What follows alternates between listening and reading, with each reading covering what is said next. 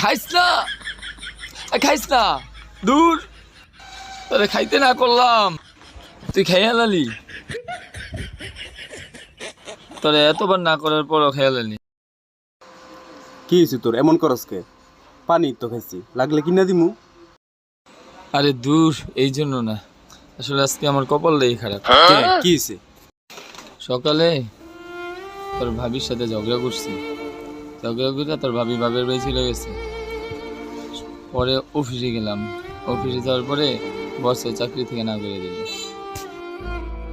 মনের দুঃখে ভাবলাম আত্মহত্যা করুন, তাই এই জায়গায় এলাম, পানির মধ্যে বিষ মিশাইলাম, আর এই পানিটাও তুই খাইয়া দেবে। কি করলি? পানির মধ্যে বিষ আছে?